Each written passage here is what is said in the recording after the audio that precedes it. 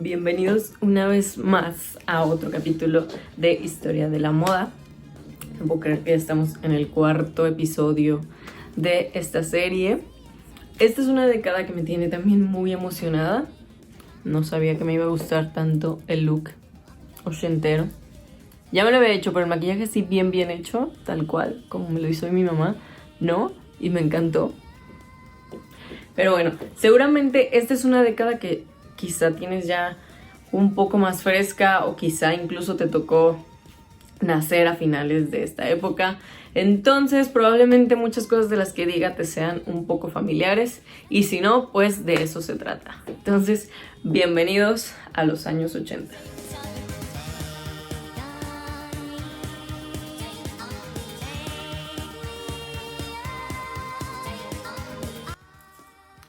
Muy bien, comencemos poniendo un poco de contexto histórico y social a esta década de los 80s. Primero, no sé si recuerdan, pero en las décadas anteriores veíamos cómo estábamos en esta Guerra Fría desde que terminó la Segunda Guerra Mundial y continúa totalmente hasta alcanzar a los años 80. ¿Qué era esta Guerra Fría? Era una guerra sin armas, por así decirlo, entre Estados Unidos y la Unión Soviética, es decir, capitalismo versus comunismo. ¿Por qué es importante mencionar esto? Porque realmente tenía a todo el mundo en una tensión muy cañona, la cual no solamente se veía en los discursos políticos de Reagan, ni tampoco solamente en las primeras planas o en todos estos sucesos. La realidad es que permeaba absolutamente todo, es decir, dibujos animados, películas, música. Toda la vida se veía permeada un poco con mensajes subliminales, si así lo quieren ver, de todo esto, ¿no? De cómo competía y por qué era mejor el capitalismo que el comunismo. En fin, el punto de todo esto es que todos los cambios políticos a lo mejor ya no eran guerras tan literales como veíamos en las décadas pasadas, pero esto no quitaba el hecho de que las grandes potencias, en este caso la Unión Soviética y Estados Unidos, fueran quienes movieran las piezas de ajedrez en el mundo, moviendo a países en desarrollo como Nicaragua o el Líbano o más países pequeñitos o que estaban con pobreza extrema y guerrillas, etcétera, con muchas cosas pasando, donde Estados Unidos o la Unión Soviética aprovechaba para meter su cuchara y tal cual, ¿no? Influir en todos estos conflictos. Pareciera que la gente ya no estaba tan activa políticamente o manifestándose como en décadas anteriores, ¿no? O sea, como que pareciera que los jóvenes estaban ahora sí un poco menos activos. ¿Por qué se debe esto? No quiere decir que ya la gente no se manifestara, pero definitivamente no vemos los mismos movimientos de los 60s y de los 70s de los jóvenes tomando el poder y tomando acción en contra de los gobiernos, en contra de las cosas que les parecían injustas. Más bien vemos, o por lo menos así lo percibo yo, a una juventud que comienza a volcar toda su atención y toda su fuerza y su vigor hacia otras cosas. ¿Cuáles eran estas otras cosas? Adivinen qué es lo que nos tiene endiosados a todos hasta el momento y que no nos ha soltado desde aquellos ayeres, es decir, toda la tecnología. Los años 80 son sin duda la década donde comienza el boom cañón de todo este movimiento llamado Internet. No solamente la televisión tenía a todas las familias hipnotizadas con miniseries, con películas, sino que también todo lo que se había soñado como la computación y los ordenadores, que antes eran máquinas que llenaban habitaciones, ahora por fin se convierten en objetos que puedes tener en tu hogar, obviamente carísimos, pero era algo que ya podías tener en tu casa, incluidas muchísimas más otras cosas de tecnología, ¿no? La tecnología empieza a crecer y todo esto hace que los jóvenes quieran tener lo nuevo de la tecnología y que todos estos videojuegos, todos estos cambios comienzan a suceder en los años 80. Así como la tecnología avanza a pasos agigantados en los años 80, pareciera que hay otra palabra que también se multiplica a cada segundo, y es el consumismo, que ya tenía muchas décadas pasadas desarrollándose, pero que en los 80 sin duda alcanza su pico y su cúspide, porque si hay una palabra que puede definir a los años 80 es la opulencia, el lujo, la riqueza, el dinero, dinero, dinero, dinero y hacer dinero, porque eso era lo más importante en esta época. Tal es así que hay una frase que me encantó, que leí y se me hizo muy valiosa de rescatar, que dice que en los años 80 el éxito se convirtió en una religión, la posición social en un culto y se veneraba la riqueza. Esta es una frase que nos dice mucho sobre lo que estaba sucediendo. Como les decía, las décadas pasadas, o sea, por ejemplo en los 70 los jóvenes buscaban amor y paz, cambiar el mundo, no sé, como ideales que puedes o no estar de acuerdo con las formas, pero que al final eran ideales que eran un poco más trascendentales que todo lo que vemos en los 80s, que era una cultura consumista, una cultura que idolatraba, como escuchamos, la riqueza, idolatraba lo banal, idolatraba el cuerpo humano, idolatraba la belleza, idolatraba el dinero.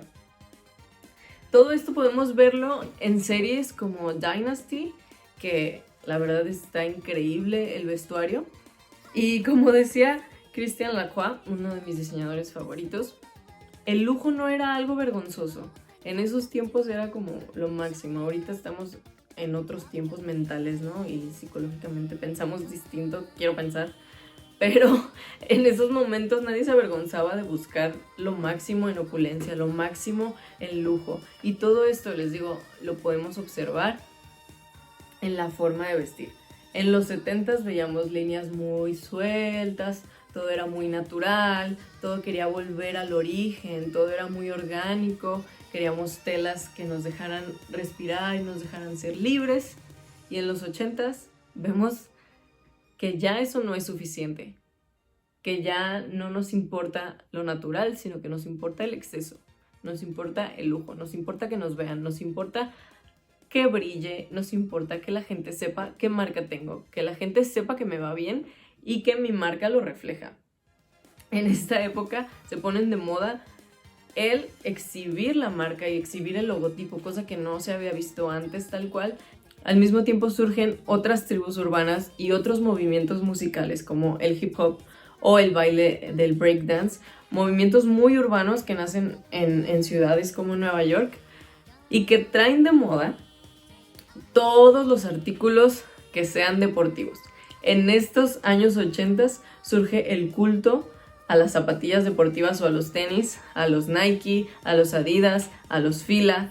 Todas estas marcas deportivas que estaban, pues que no eran relevantes, comienzan a tomar una posición de relevancia que continúa hasta nuestros días.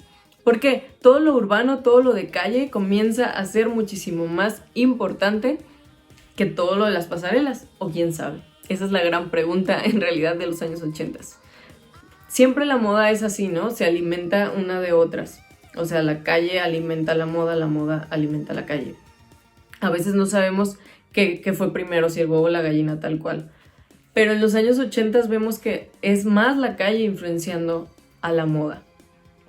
De hecho, era súper popular. En estos tiempos es cuando comienza la mezcla entre ropa muy casual, como los jeans Levi's 501, combinarlos con una chaqueta Chanel. Bueno, si tenías el dinero, ¿verdad? Si no, pues intentabas hacer una imitación de eso.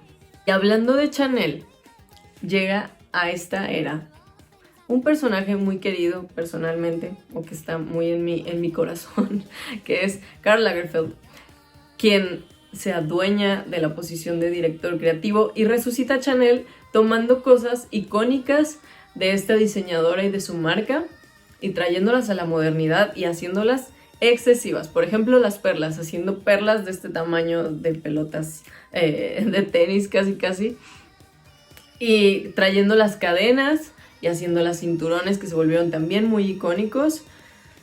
Y en fin, ¿no? Un montón de artículos que Karl hace que se vuelvan una marca distintiva de Chanel. En los años 80 las formas comienzan a hacerse cada vez más grandes, más excesivas. ¿Por qué? Como les hablaba, la tendencia era más es más. El maximalismo. Entre más tengas, entre más te veas, entre más brilles, más vas a llamar la atención y más vas a poder dejarle claro a la gente que tienes dinero. Esa era la tendencia, esa es la realidad, presumir. Que se notara que tienes dinero, que se note que hay para gastar. Entonces, esto se veía reflejado en las formas. Por ejemplo, este moño gigante, faldas de bailarina, de tutú, los hombros muy muy grandes, que esto en particular yo creo que es lo que más marca y más podemos recordar en nuestro imaginario popular de los años 80, las sombreras gigantes, que comenzaron como una influencia de los años 30, 40, donde veíamos sombreras muy grandes y muy picudas. Entonces Thierry Mugler, un diseñador, lo trae de vuelta y de ahí, ¡pum! O sea, ponle tú que empezaron aquí. Entonces, año tras año, colección tras colección, veíamos cómo se iban sumando, creciendo, lo cual siempre pasa también en la moda. Empezamos con poquito y el otro diseñador le añade más, y el otro más, y el otro más, hasta que se hace un ¡pum! Enorme. Entonces vemos siluetas gigantes, realmente oversize, que envuelven el cuerpo y que hacen que se vea la cabecita así de que súper pequeña. Y es así como el maximalismo reina y las siluetas oversize se coronan dentro de los años 80. Ya saben que me encanta todos los videos y todas las décadas hablarles sobre el papel de la mujer. Y en esta ocasión sucede que se ve tal cual, muy literal. Inicia una moda llamada la moda del poder, encabezada por la líder británica Margaret Thatcher, la dama de hierro. ¿Qué quiero decir con esto? Los trajes ejecutivos se empiezan a poner súper de moda. O sea, diseñadores como Donna Karan, Armani, Calvin Klein, muchos diseñadores comienzan a poner de moda el traje femenino de chaquetas o de blazers con hombros muy anchos, pantalones de pinzas a la cintura o falda.